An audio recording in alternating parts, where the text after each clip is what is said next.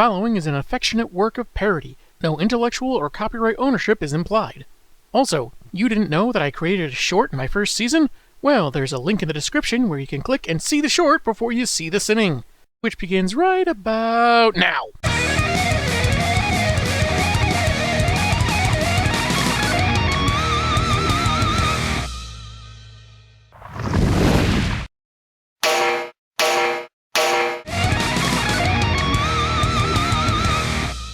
I'm sorry, I can't do this today. Not like that ever stopped you before. I feel like something's missing, but I can't put my finger on it. The implication here is the angry spork woke up, got out of bed, and instead of doing what normal people do when they get up, maybe shower, brush their teeth, look at any kind of reflective surface to make sure they're presentable, he immediately went to recording for a review.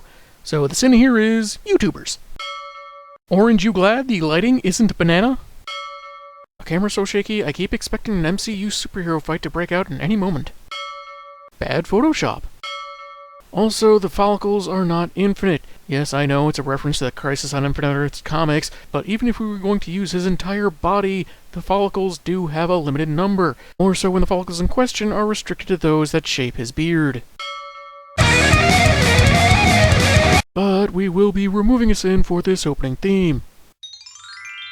This is a time for action. Most specifically, revenge! Seeking revenge for something that eventually grows back onto your face. Not to mention, vengeance is mine, saith the Lord. Don't go bogarting on God, he called dibs. And why haven't I compiled a list of my enemies yet? That was on my to-do list!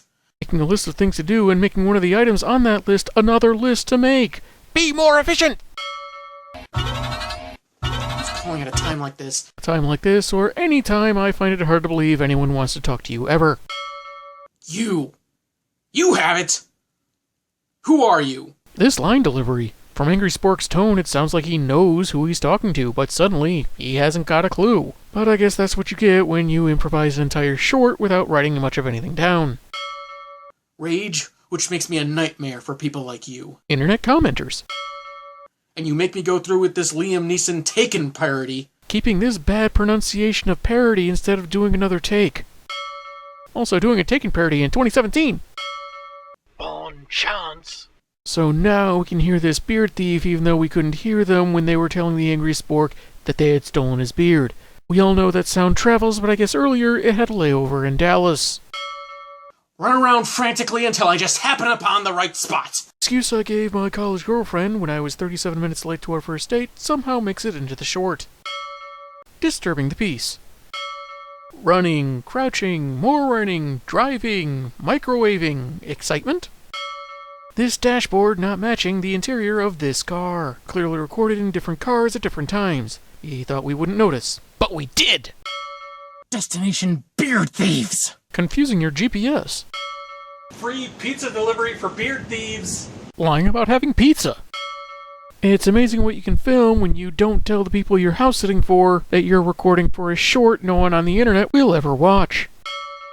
Who's in my house? Breaking and entering. This is a Sobe bottle filled with water, and while not technically a sin, it does remind me that they discontinued the Macintosh Apple Cherry, their best flavor, several years ago, and while this short had nothing to do with it, I am adding 10 sins for it. Just because I can.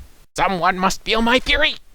Sudden Looney Tunes ripoff gag. Seriously, just because randomness is kind of the in thing for comedy these days, doesn't mean you can just plop anything into your video and— Don't police! You're dumb! Nerd!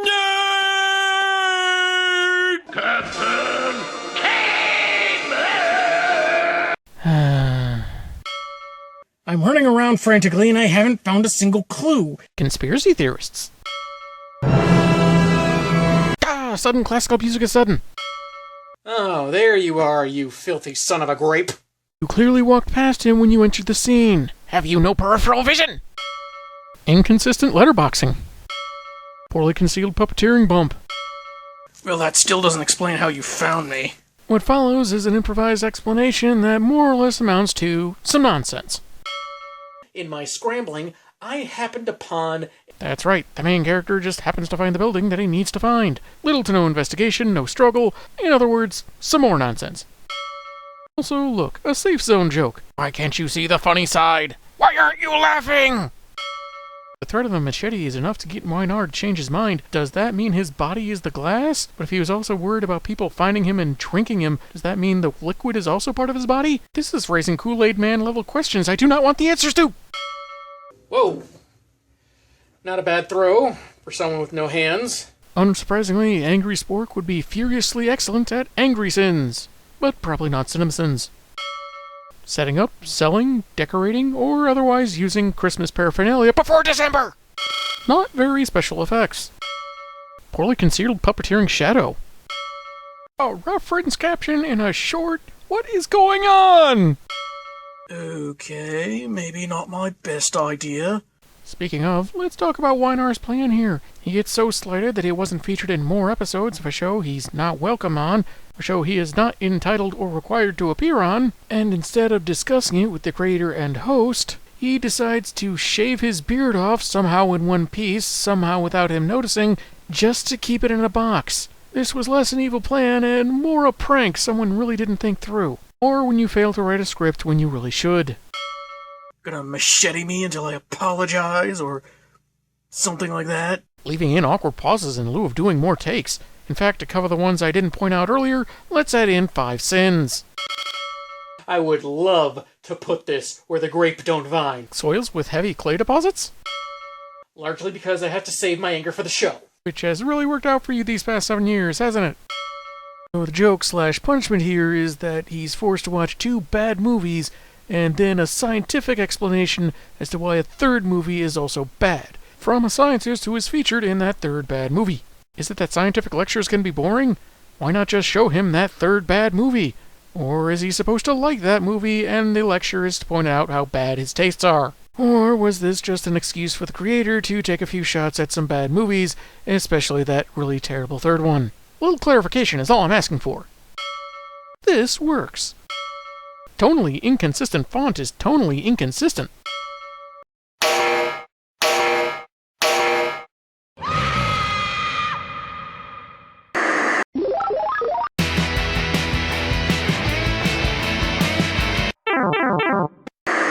Urge to kill rising.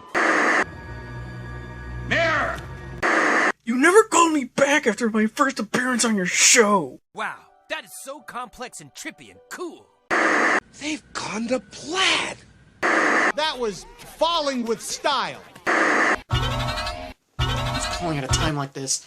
The bat signal is not a beeper. I am the one who knocks. Your work makes me sad. What was the point?